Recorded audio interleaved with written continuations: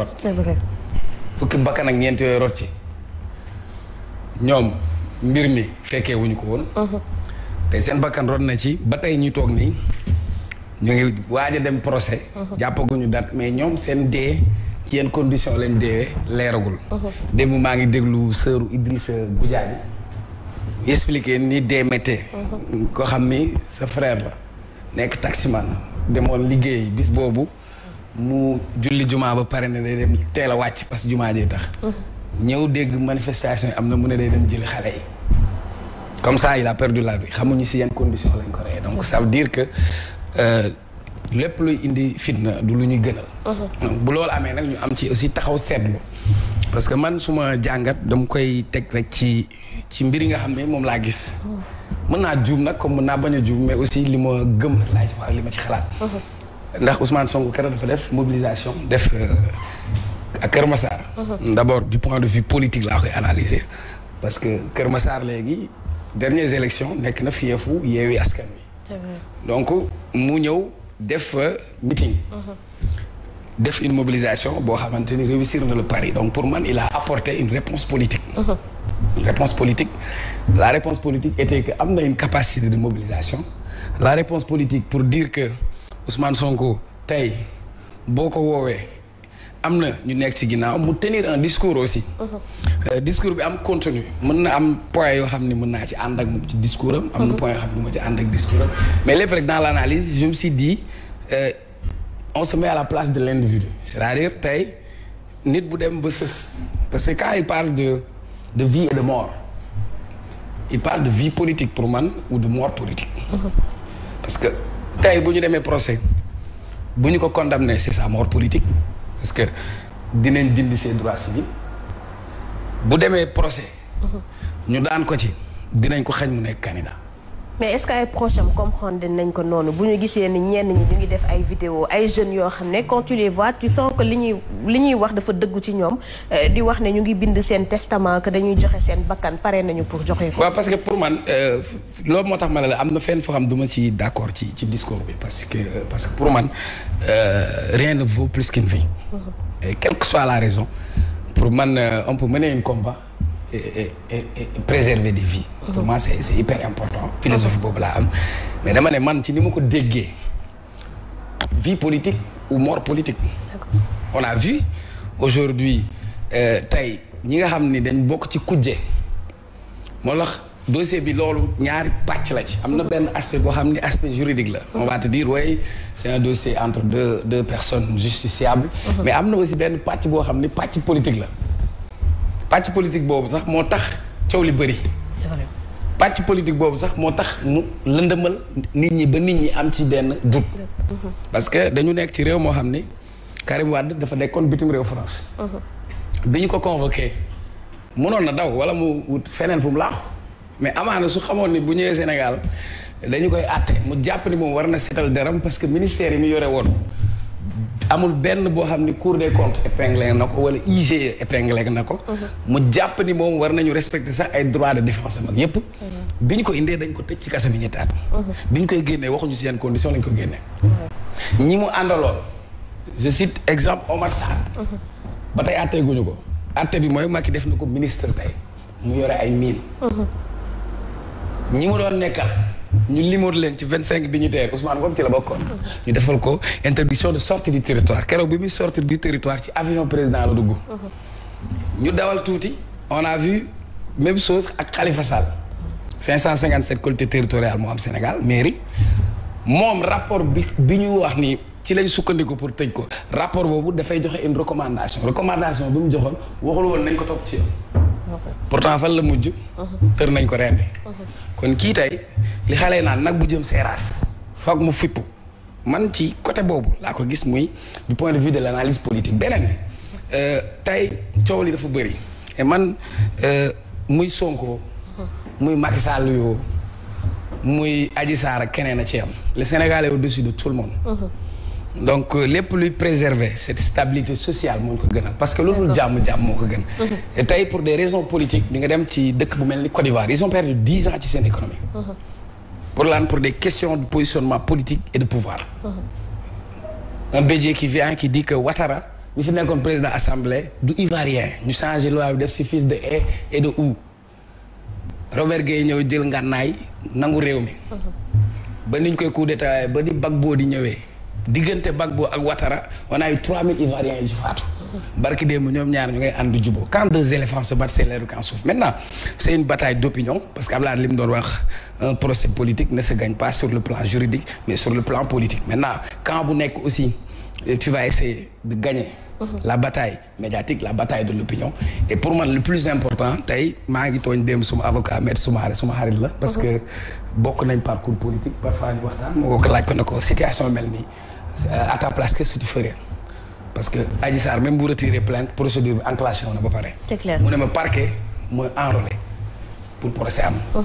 te fii ñu jëm ñu ngi njortu wala di xalaat wala di ruumanaat ne lii di am élection bi léegi mu am dans une année te pourtant mën nañ nege ni dossier bi ba 2024 passé parce que fii ñu jëm ci tension yi ñuy jëm affaire troisième mandat. na ci yokkaat yeneen coow et pour man en tant que sénégalais li ma gën a soxal mooy tey nan la ñuy préserver suñu stabilité dëkk. mais pas que ñu demaat ci.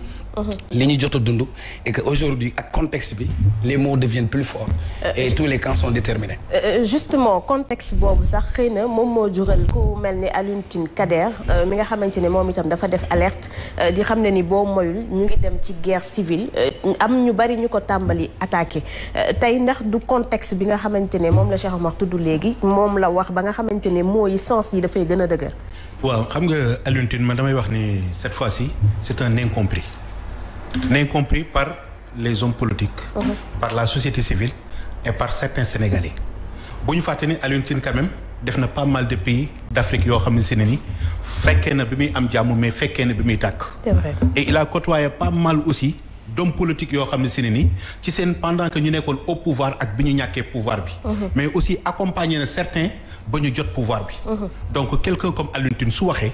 ay waxam waruñu ko minimiser bien que terme yi mu employé diis na mais probabilité la pour que mu am donc bu ñu jàpp ni dañu nekk ci benn réew boo xam ne si ni dañ ko préserver à tout binduñu ko fenn nekkul fenn réew yi tàkk gënu Sénégal gënu leen ci dara ëppalewu leen ci dara ay réew la république yoo xam ne si ni yu am ay institutions am ay hommes politiques am seeni ay histoire mais pourtant fa mu mujj yenn réew yi xam nañ ko donc quelqu'un comme Alioune Tine su waxee loolu man dama koy jël au sérieux te ñaan aussi les Sénégalais nañ dégluwaat te xool li mu wax parce que contexte bi mu ko waxee ak aussi li am ci Sénégal li ñuy wax une multitude d'erreurs induit toujours à un événement catastrophique tey jii fii Macky toll ak Sonko loolu man du ma ko dàq parce que Macky a commis tellement d'erreurs diggante bi mu toogee ak léegi ci diggante bi muy topp Karim Wade ak bi muy tëj Khalifa Sall ak li ci topp avec certains hommes politiques yi fare ak yi ute ak moom gis nañ ni quand même justice bi benn côté def mel ni am na ku leen di dee naan leen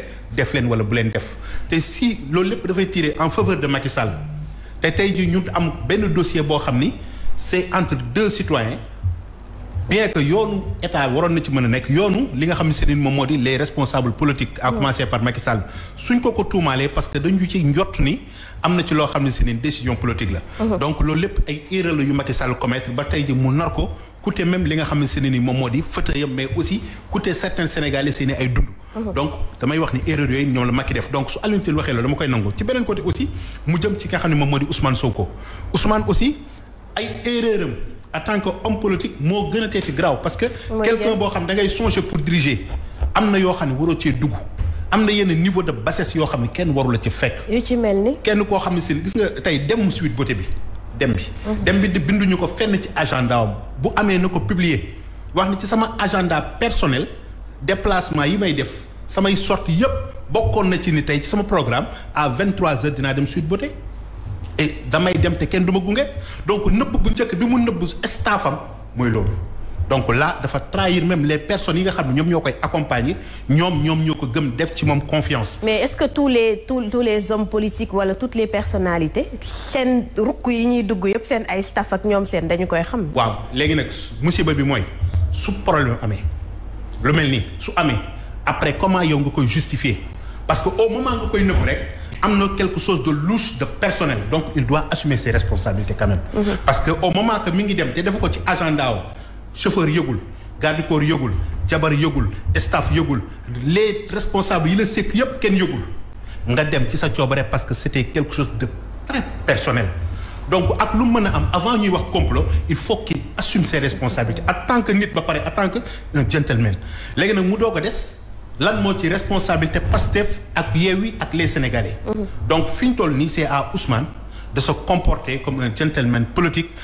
un politicien boo xam ne xam na li mu bëgg. donc li ma koy ñaan alors déjà ci Pastef comme ni nga ko waxee ak ñi koy topp rawatina jeunes yi rapport de force bi nga xamante ne moom la ñu jël ni que moom la ñuy def pour s'en sortir ndax c'est une bonne stratégie.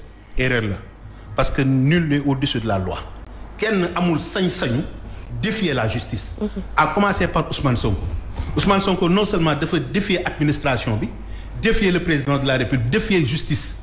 te lii du ci génnee ndam parce que ñu ko ëpp doole justice tënk na leen ci ruq ñu toog te yëngu tootuñu ñu ko ëpp doole ñu ngi ci biir bàmmeel ñu ko ëpp doole ñu ngi retraite kon kan mooy Ousmane Sonko c'est un citoyen sénégalais comme tous les autres il doit se faire respecter waaw mais aussi il doit respecter les institutions ak aussi les Sénégalais donc aujourd'hui wax ji mooy nañ wax ak Ousmane Sonko que pour man il est l'un des meilleurs de l'opposition yoo xam ne ñoom lañ gën ñoo fi gën staff gën entourage. parce que tey jii boo demee ñi nga xam ne ñoo nekk ay Yewwi ñu ci bari nekkoon nañ ci pouvoir nekkoon nañ ci des différentes kii yi nga xam ne jaar na la fi. donc xam nañ naka la état di doxee. bu fekkee ne dëgg la nekkuñu di ko induire à l'erreur nekkuñu di ko pousse parce que ñoom Ousmane daanu ci la seen intérêt nekk quoi qu'on puisse dire Ousmane tey jii su fekkee dëgg la ñuy wax Ousmane tey. moom mooy l'homme bi nekk ci opposition bi nga xam si moo fi ëpp doole. ñan ci ñi ci opposition bi ñi mu nekkal Yewwi Ousmane toog moo leen gën moo parce que ñoom ñëpp dañoo déclaré seen candidature su fekkoon dañoo bëgg Ousmane dem ñoom dañuy topp ci ginnaaw Ousmane dañu déclaré seen candidature donc trahison bu njëkk mooy loolu au moment que ñoom ñëpp déclaré nañ seen candidature damay wax xaar déclaré nañ seen candidature ba pare di ko gunge bi pour man sincèreul bu doon sincère nañ bàyyi ba li jàll léegi nag ci luñ koy conseillé est-ce que nekkuñu di ko défier la justice pour que après mu daanu. hypothèse yi pour mën a nekk parce que fi ñu toll nii ni Ousmane di xalaatee ñi nekk ci ginnaaw di xalaatee noonu la ñuy xalaatee bi ci des aussi mooy institutions yi dañ ko fragiliser xaw ma. ndax fragiliser voilà dañu dem ba nga xam ne si ne nii lépp luy document administratif portant sur certains sujets yu extraordinaires dañ koy gis sur la place publique. ñan ñoo nekk ci ginnaaw. ñi koy def lan moo tax ñu di ko def est-ce que pour des raisons politiques la wala pour défier l'autorité. donc dañu toll foo xam ne ni il faut que ñu def Sénégal d'abord. Sénégal d'abord parce que bu réew mi di tàkk ñun suñu pièce d'identité yi ay nationalité sénégalais moo ci nekk. bu ñuy dem ci beneen réew dañuy daw làqutu ci kon balaa ñuy daw di làqu feneen nañu protéger lu ñu am ba pare mooy toog ak Ousmane Sonko ne ko yaa fi ne woon bu la justice woowee da ngay wuyu bul dellu ginnaaw ci li nga waxoon. te tey jii pour que nga setal sa bopp demal nga wuyu justice nga taxaw parce que ñetti justice ak ñoo am.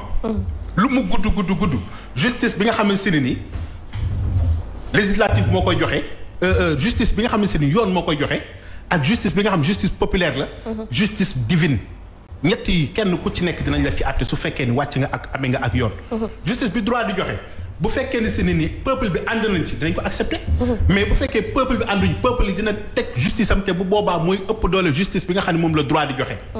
bi ñu des mooy justice divine ñi ngi àtte ak ki ñu àtte yàlla dina leen àtte donc Ousmane warul am lu muy nëbb leneen sauf su fekkee ci biir dossier bi am na élément complémentaire boo xam ne si ni mi ngi ci biir mu xam ko te waxu ko. parce que bu fekkee ci élément yii ñuy gis mu sukkandiku ci moom di wax ni buñ ma woowee dinaa dem ba élément lépp taxaw condition yëpp dañu ñu ne ko léegi da ngay dem procès mu rasu am na lu nekk ci dossier bi loo xam ne leeralu ko. d'accord moom bu ci amee plus de connaissance balaa muy dem di jënguloo booy na leen wax ni ay la ñëwén li tax nekkatul ADN bi peut-être yéen a ngi koy seetlu sama diggante ak Adji Sarr mais y a d'autres personnes concernées yoo xam ni déglu nañ leen te am naa yaakaar ni dossier bi fa la jëm. d'accord alors président tey procès bii muy bañ bu ñu deful procès ndax dëgg dina feeñ. non man wax naa ko fii démb parce que aussi tey jii bu fekkee ni dañu jël mbir mi gas ba mu xóot suul mais précédent bu grave lay am pour ce pays-là aussi. Parce que le Sénégal ne va pas s'arrêter sur cette affaire. C'est vrai. Et en 2023 ou 2024. te quoi qu'on dise aussi am na nit ñoo xam ne quotidiennement aussi ñu ngi dem ci yoon. moo xam nag li yoon di génne mu neex leen wala mu naqari leen. donc c'est vrai que kenn du wax justice bi amul jafe-jafe. Cheikh Omar rappelé na ko. surtout ci wàllu politique. nga xam ne gis nañ fi yoo xam ne quand même tey na xel que ça soit sur l'affaire Karim Wade ou encore sur l'affaire Khalifa Sall ak vitesse bi ñu ko defee Mbow mu ngi ko doon wax fii diggante bi ñu commencé ba rabat-d'arrêt bi gis nañ ne dafa dem à une vitesse exponentielle boo xam ne kenn mënu ko comprendre donc li tiital peut-être Ousmane Sonko ak i ñooñam mooy li ñu gis justice bi aussi di ko doxee parce que dëkk bi aussi loolu mooy problème bi c'est-à-dire dañu nekk ci benn régime boo xam ne aussi hyper présidentiel maanaam exécutif bi aussi dafa am ay tentacules fépp à telle enseigne que dans d'autres dossiers on a vu que peut-être am na manipulation boo xam ne nit ñi dañ ko ci njort ba nga xam ne nag léegi parce que foofu lañ toll rentrée des cours et tribunaux vous avez entendu l'avocat général wax ne de plus en plus dañuy ŋàññ justice bi donc ñoom sax xam nañ ne ñoom ñuy incarner déjà institution boobu xam nañ ne tey population yi nekk ñu en phase peut-être ak li ñuy def alors que ils rendent le droit au nom du peuple donc il y a un problème à ce niveau-là te loolu nag je pense que ñëpp sénégalais yëpp ñoo war a taxaw ci ñu xool justice bi peut-être bu amee ay difficultés le juge dem il était juge il a démissionné ba pare lan la ci teg yëf yi ni mu doxee nii kenn mënu fi def yoon. mais justement ndax dossier bi du occasion pour justice mu defaraat image am. ah c'est une occasion en or hein c'est une occasion en or. encore que il faut que tey ñiy incarner tey exécutif bi bëgg ko. leneen li mooy ñi nekk ci opposition bi tamit demain ñu aspirer pour jël réew mi il faut ñu wax ñu ñoom tey jii demain mais bu ñu nekkee ci pouvoir bi mais lan la ñuy def pour changer li nga xam ne peut-être tey jii ñu ngi koy ŋaññ. parce que si on reprend.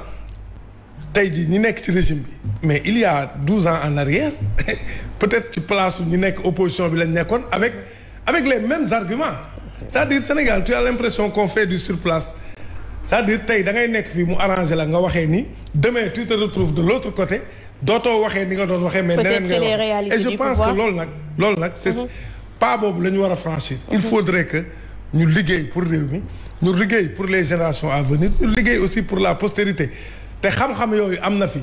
xam nañ li tax ñuy gàllankoor yooyu xam nañ lu tax mu am. il faut qu'on coupe le lien qu'il y a entre l'exécutif et le judiciaire.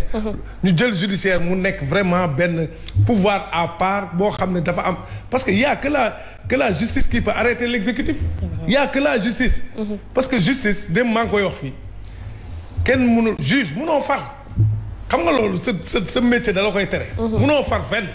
Sénégal nag dañoo toll foo xam ne farfarloo bi dafa bari il y a deux blocs ou bien tu es avec le régime ou bien tu es avec l'opposition léegi yow boo bañee sax bokk ci ñaari bloc yooyu nga xam ne souvent aussi duñu wax dëgg c'est ça la vérité waxu farfarloo la ñuy wax damay féete ci pouvoir bi li arrangé pouvoir bi laay wax mais dootuma xool dëgg damay nekk opposition li arrangé opposition bi laay wax mais dootuma xool dëgg pendant ce temps ñi nga xam ne dañuy góorgóorlu sax di bëgg a nekk juste milieu pour wax dëgg bi mais dañ lay féetale fii wala ñu féetale la fële selon yow li ngay wax donc foofu lañ toll ci dëkk bi maintenant nag ñu ngi doon wax léegi affaire Alioune Tine alerté na c'est son rôle par rapport à son passé par rapport ak son expérience mais man nag ba ma li mu bind ba ma ko lire je pense que am na y a quand même y a des mots yoo xam ne c'est très chargé. On ne peut pas parler de guerre civile au Sénégal actuellement.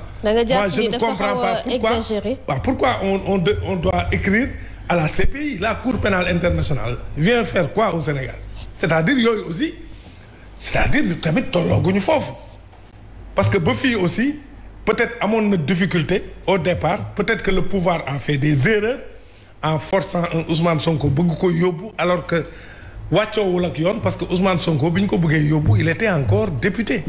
amoon na ay étapes yu ñu waroon jaar peut-être que étapes yooyu bu ñu fa jaaroon li ñu vivre aussi mën nañ ko bañ a vivre après qu'est-ce qui s'est passé il a collaboré il a accepté de répondre à la justice ba tey ñu yegg si fii. maintenant nag il faut que li ma wax démb il faut que magistrats yi nga xam ne ñoom ñoo toog tey ci siis pour wan a génn dëgg ak droit au nom du peuple il faut que ñu jël seen responsabilité aussi dëkk bi foofu la toll c'est-à-dire dëkk bi foofu la toll ñoom ñi nga xam ne tey ñoo nekk au devant de la scène pour war a mën a wax dëgg-dëgg lan moo xew il faut qu'ils prennent leurs responsabilités. li ñuy wax ñu wax ko seen intime conviction wax ko seen aqulay taala. parce que bu amee parparloo aussi loolu moo mën a basculer dëkk bi. parce que nit ñi dañuy wax parce que simplement amatuñu confiance boobu ci justice bi aussi. mais est-ce que nekkul dañu war a xaar ba dossier bi egsi au tribunal parce que ñu xool li nekk ci dossier bi déglu Adji Sarr déglu Sonko. à partir de là peut-être dinañ mën a. joxe benn verdict boo xam ne si ni moom moo concerne magistrature. mais nii pour le moment. mais à la vérité aussi xam nga affaire bi.